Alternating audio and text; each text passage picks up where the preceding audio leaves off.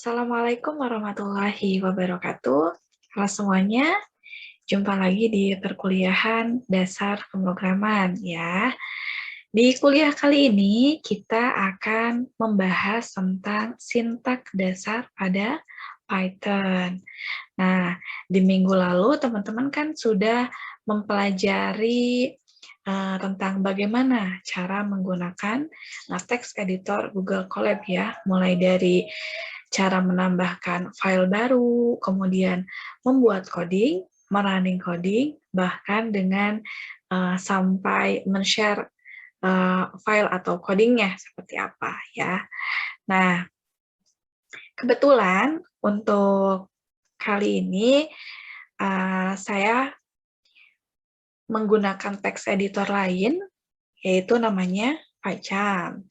Tapi teman-teman tidak perlu khawatir ya karena coding di PyCharm dan di Google Colab itu sama saja ya. Jadi kalian tidak perlu lagi untuk install PyCharm, kalian hanya cukup mempraktekkan atau mengetik ulang ya apa yang saya jelaskan di PyCharm nanti dimasukkan ke Google Colab ya. Oke, kalau sudah, kita mulai perkuliahan hari ini ya.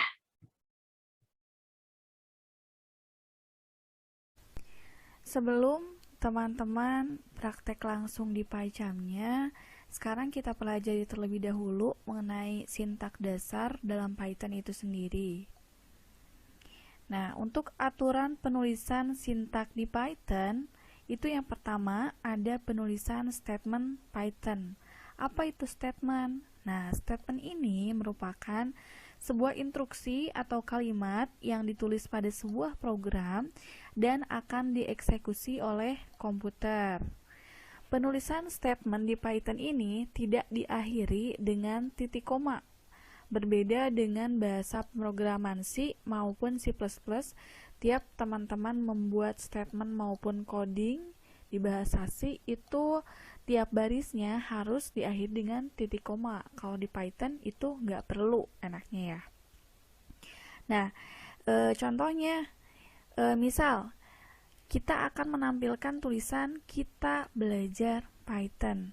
Nah, untuk menampilkan tulisan tersebut kita gunakan perintah print dalam kurung kemudian tanda petik. Nah, kita masukkan tulisannya nih, kita belajar Python. Nanti pada saat di running barulah muncul tulisan itu. Nah, selanjutnya ada penulisan string pada Python. String ini merupakan teks atau kumpulan dari karakter yang biasanya kalau di Python itu kita beri tanda petik 1, petik 2 maupun triple atau petiknya ada 3. Ini untuk contohnya. Nanti kita coba langsung praktek di PyCharm-nya, kita bedakan antara petik 1, petik 2 maupun triple itu bedanya apa ya. Selanjutnya ada penulisan sintak case sensitive. Nah, di Python ini dia sintaknya bersifat case sensitive. Artinya, misal ketika kita membuat variabel, jadi pada saat pembuatan dan apa yang kita panggil itu tulisannya harus sama persis karena penulisannya itu sangat berpengaruh. Contohnya seperti ini ya.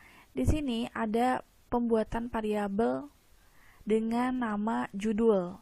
Ini sama-sama variabelnya namanya judul. Yang membedakan di baris pertama judulnya itu dia menggunakan huruf kecil dan di judul ini kan berisi hello, kelas. Nih, kemudian di baris kedua itu ada variabel judul dengan huruf J-nya itu dia kapital. Pada saat dipanggil atau ditampilkan, dia akan memanggil variabel yang di atas ya. Nah, pada saat di running, ini hasilnya beda. Kenapa? Karena yang dipanggilnya juga ini kan beda ya. Yang pertama J-nya J kecil, yang kedua J kapital. Jadi huruf besar kecilnya itu sangat berpengaruh di Python. Selanjutnya, ada juga penulisan blok pada Python. Blok program adalah kumpulan dari beberapa statement yang digabungkan dalam satu blok. Dalam Python terdapat indentansi, yaitu menambahkan space atau tab atau kalimat ditulis yang menjorok ke dalam. Si indentansi ini dipakai pada percabangan, perulangan, fungsi ataupun kelas. Nih, misal contohnya ya. If total sama lebih dari sama dengan 70 spasi titik 2, maka nanti akan tampilkan lulus. Else print nanti tidak lulus. Nah, jarak antara spasi maupun tab-nya itu harus sama. Ini kan yang pertama dia belum menjorok ya, masih satu baris dengan else. Sedangkan yang keduanya itu untuk statementnya dia agak menjorok. Nah, ini nanti kita akan pelajari di materi mendatang sepertinya ya. Untuk percabangan ini kita masih jauh. Nah, percabangan ini fungsinya untuk apa? Misalnya gini nih, teman-teman main games. Gamesnya itu ada di level 1. Kalau misalkan jika level 1-nya itu selesai atau lolos, maka akan lanjut ke level 2. Tapi jika level 1-nya tidak lolos, maka game over, ngulang lagi di level 1. Nah, itu logikanya menggunakan if atau percabangan atau disebutnya branching ya.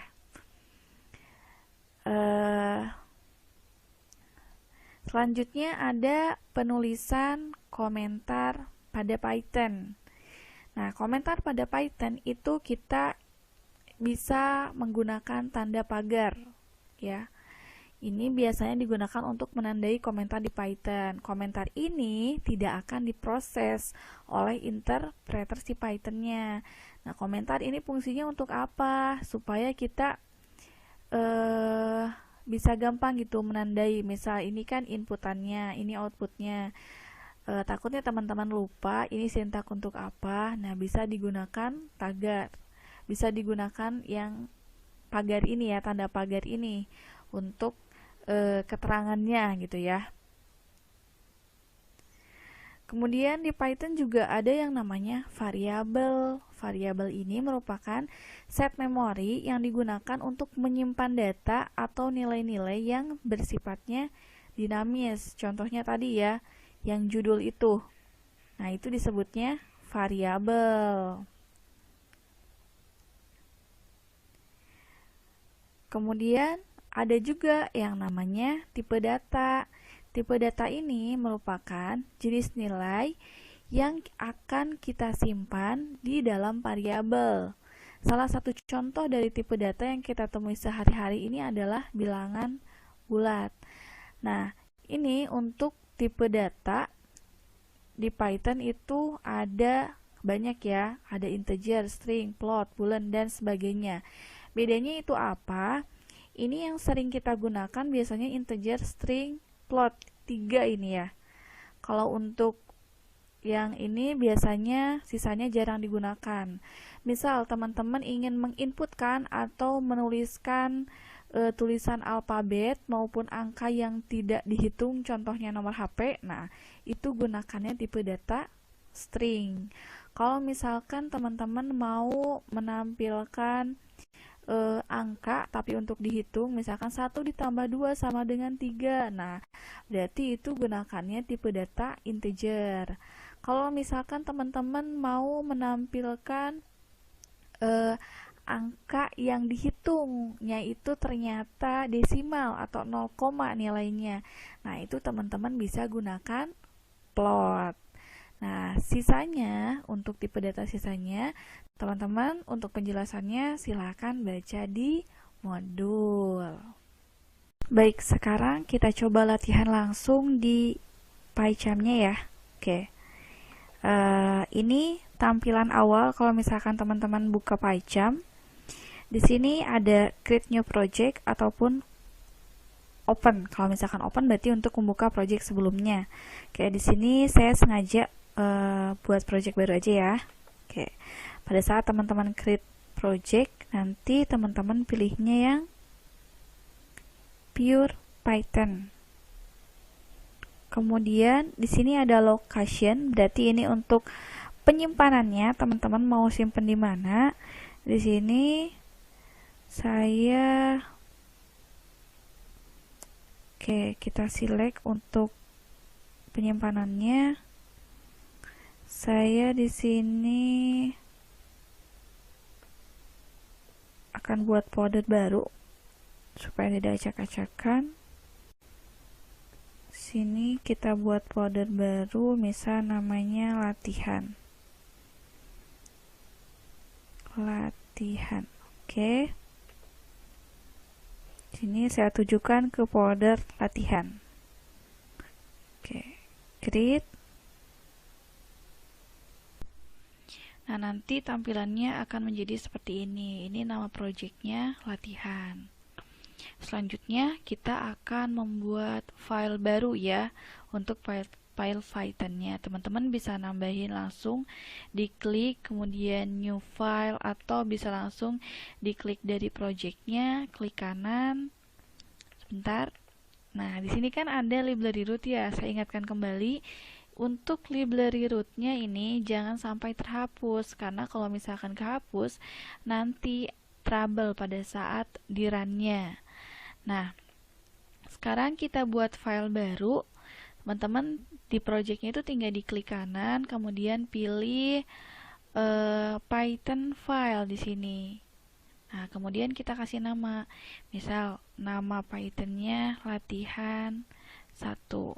Oh ya, perlu teman-teman ingat untuk penamaan filenya itu diusahakan jangan sampai ada spasi ya.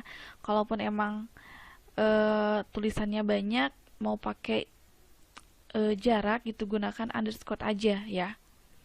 Kayak misalkan latihan 1. Oke. Mohon maaf agak lama ya, sambil saya jelaskan dulu apa sih bedanya file dengan project itu. Nah, ibaratnya gini, teman-teman punya baju nih ya.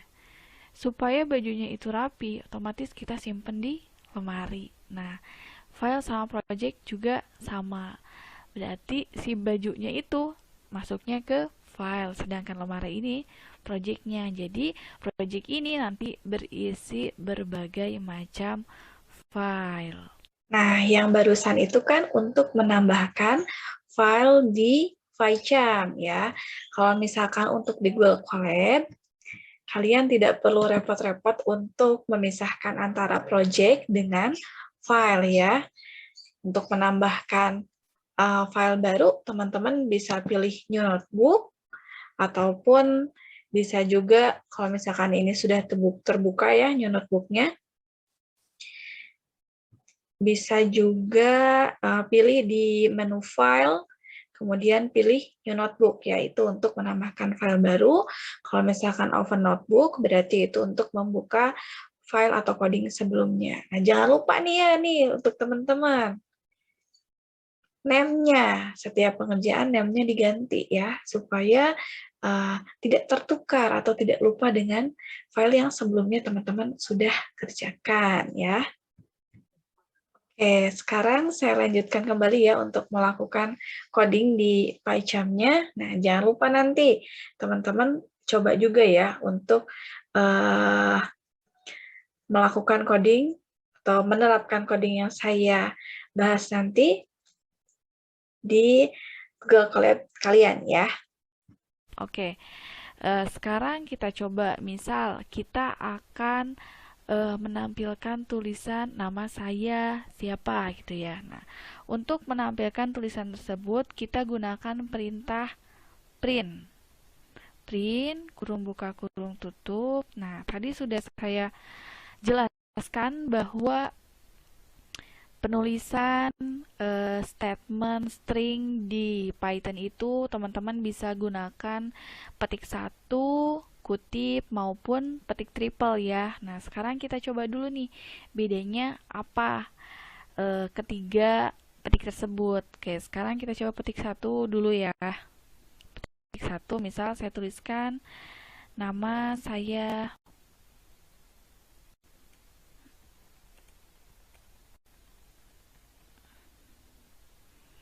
Oke, seperti itu. Nah, untuk cara runningnya, teman-teman bisa langsung di sini klik kanan di file Python-nya, kemudian pilih run latihan 1 atau juga bisa langsung menggunakan hotkey atau tombol Ctrl, Shift, sama F10. Oke, kita coba. Nah, nanti ini yang kita tulis di sini, nama saya Taylianti, akan muncul di bawahnya nih. Nama saya Taylianti. Nah, berarti tanda petik kita bisa gunakan ya. Nah, sekarang kita ganti nih. Kita coba ubah dengan menggunakan kutip. Nah, menggunakan kutip, kita run. Untuk kutip juga sama, berarti fungsi kutip dan petik 1 itu sebenarnya sama saja. Cuman saya lebih menyarankan teman-teman menggunakan kutip. Karena apa? Kalau misalkan kutip 1 itu lebih tepatnya digunakan untuk menampilkan karakter atau string yang tidak terlalu banyak ya. Sekarang kita coba untuk yang kutip, petik 3 ya. Petik 3 ini bedanya apa? Nah, kalau misalkan petik 3, nih kita run ya.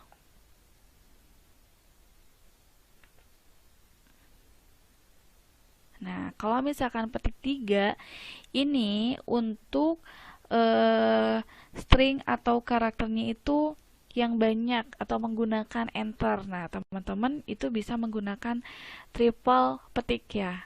Nah, itu perbedaannya. Nah, ini kan kita baru sekedar belajar menampilkan tulisan aja ya.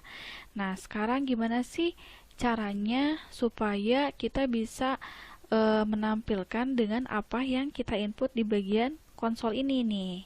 Nah, kalau misalkan seperti itu beda kasus. Teman-teman harus tentukan dulu tipe data yang akan kita gunakan.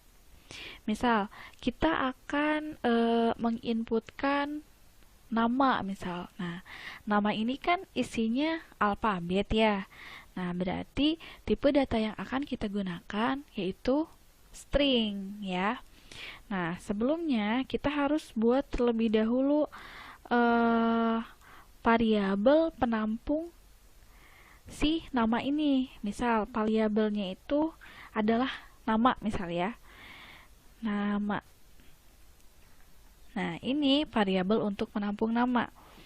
Perlu teman-teman ingat bahwa pembuatan variabel ini teman-teman tidak boleh menggunakan spasi. Terus penulisannya nanti pada saat dipanggil harus sama persis. Jadi ini saya gunakan tulisan kecil supaya nanti mudah gitu ya untuk dipanggilnya. Misal nama sama dengan, karena kita menggunakan tipe data string, jadinya di sini teman-teman tinggal ketik input dalam kurung, kemudian teks yang akan ditampilkannya sebelum kita mengetik itu apa. Misal, masukkan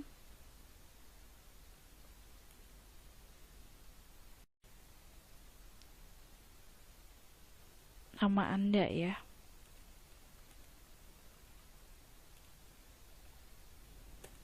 Oke. Kemudian setelah kita input, baru kita tampilkan. Tadi sebelumnya untuk menampilkan itu kita gunakan sintaknya print. print, kemudian tulisannya apa? Nama. Yang di-input adalah, nah, sebelum kurung tutup, kita tambahkan plus, kemudian kita panggil tipe datanya str, ini maksudnya string, dan kita panggil nama variabelnya. Tadi di sini nama variabelnya itu adalah nama dengan tulisan kecil semua. Berarti di sini str nama, seperti itu. Jadi kalau misalkan teman-teman di sini tulisannya n-nya gede atau kapital, berarti di sini juga harus sama, n-nya kapital. Nah, sekarang kita coba run.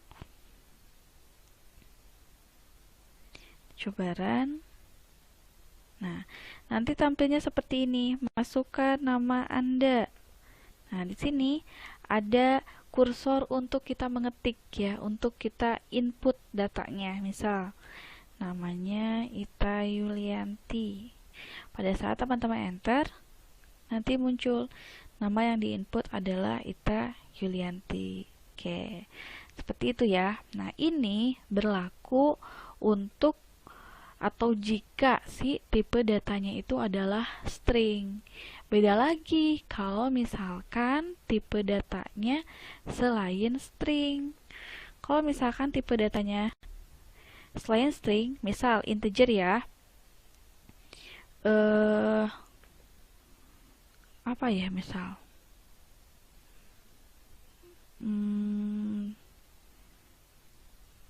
Sini ya, saya buat misal tahun lahir aja ya. Sebenarnya tahun lahir kan tidak dihitung, tapi kan ini gak apa-apa lah, kita coba tipe data lain ya, kita gunakan integer. Nah, misalkan di sini kita buat variabel baru, misalkan tahun sama dengan. Nah, kalau misalkan untuk selain string, teman-teman harus cantumkan tipe datanya terlebih dahulu di depannya. Jadi tidak langsung ke input, misal apa gitu. Jadi ini harus disebutkan dulu tipe datanya. Misal ini saya copy paste aja ya. Ini langsung berarti, nah ini kan kita mau pakai integer ya, berarti integer dalam kurung buka. Nah, baru dimasukkan input, masukkan misal tahun lahir Anda. Nah, ini supaya kelihatan bedanya input sama output, kita tambahkan komen ya. Ini untuk komen itu tadi saya jelaskan pakai pagar. Sini input, kemudian ini yang bawahnya output. Oke, outputnya ini kan baru nama aja. Sekarang kita buat output untuk tahun ya. Ini juga hampir sama, teman-teman. Tinggal masukkan sintak print, kemudian tahun, kata-katanya. Tahun yang diinput adalah, nah bedanya kalau misalkan yang string tadi kan plus, kemudian string nama. Nah, kalau ini teman-teman tinggal ini aja, koma, kemudian tambahkan plus, setelah itu panggil nama variabelnya tahun. Itu. Jadi terbalik ya. Kalau misalkan yang string itu di inputannya tidak disebutkan variabelnya, tapi pada saat output itu dipanggil tipe datanya ini string. Tapi kalau misalkan yang selain string itu di inputan kita harus sebutkan tipe datanya seperti ini, tapi nanti pada saat pemanggilan di outputnya tidak perlu, langsung dipanggil saja nama variabelnya. Oke, sekarang kita coba run. masukkan nama Anda. Sini nama saya Ita Yulianti, tahun lahir 1994. Oke, nanti muncul seperti ini. Nama yang diinput Ita Yulianti, tahun lahir 94. Itu bedanya ya. Oke, supaya teman-teman lebih memahami apa yang saya jelaskan tadi, saya minta kalian untuk mempraktekannya langsung ya di Google Colab. Kemudian satu lagi, untuk tugasnya, saya minta teman-teman membuat program seperti ini. Ya. Oke, nah ini programnya sudah saya run. Ya, nanti di atasnya untuk codingnya atau inputannya, kemudian nanti pada saat sudah di-run tampilannya seperti ini ya, data diri mahasiswa, kemudian di sini ada tulisan masukkan NIM Anda, saya input misalkan NIM-nya 1115 enter. Muncul kolom kedua yaitu untuk memasukkan nama, misal namanya adalah Ita Yulianti, enter lagi, muncul lagi di situ kolom kedua kolom ketiga masukkan jenis kelamin ya. Saya isi perempuan, enter lagi, masukkan kelas Anda, misal 12, 15 1B 28, enter lagi, masukkan semester 1. Oke, kemudian jurusannya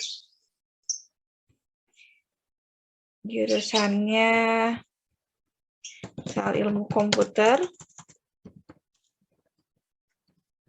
enter lagi, terakhir ada alamat ya, alamatnya Sukabumi. Oke. Nah, nanti tampilannya seperti ini ya.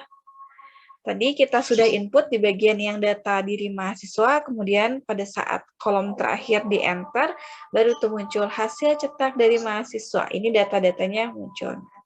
Saya minta teman-teman untuk mengerjakan program seperti tadi ya. Jangan lupa project-nya ini nanti di-share dan link-nya disimpan di MyBase. Saya tunggu paling lambat minggu depan ya. Oke, untuk materi hari ini saya kira cukup ya. Jika ada pertanyaan, teman-teman bisa langsung diskusi di grup WA. Oke, saya akhiri perkuliahan hari ini. Terima kasih. Wassalamualaikum warahmatullahi wabarakatuh. Sampai jumpa di pekan depan.